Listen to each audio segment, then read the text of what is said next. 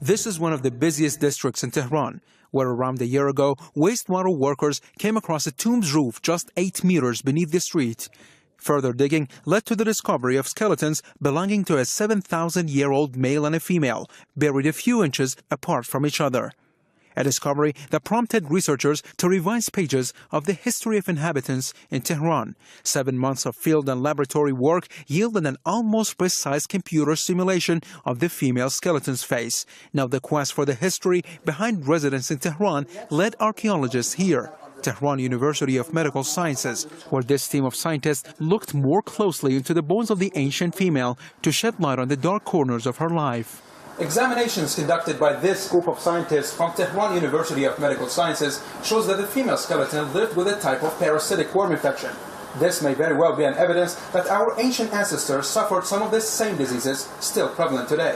7,000 Iranian lady or Tehrani lady has been infected with enterobiasis, sure, and she could acquire the infection from her family members. Computer simulation of the face put the ethnicity of the female within the Iranian territory. Interestingly, the tests carried out by Mr. Molavi and his colleagues resonate with the hypothesis. Enterobiosis occurs only among people who live in large groups. Enterobiasis is a light infection and is self-limiting infection. Existence of the parasite inside the human is more or less near 1 month. And if reinfection has not been happened after 1 month, it could be negative. But Mr. Molavi is not sure if the ancient female had died from the very infection. He said this needs further examination. But the skeleton has so far been helpful. It changed the pages of Tehran's history, pushing the city 4,000 years further back in history.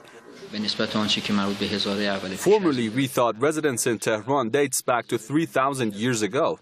Now we are certain that the city is at least 7,000 years old. Regarding the pottery and farming items found along the skeleton, we are sure that they were not travelers, but the residents of the area.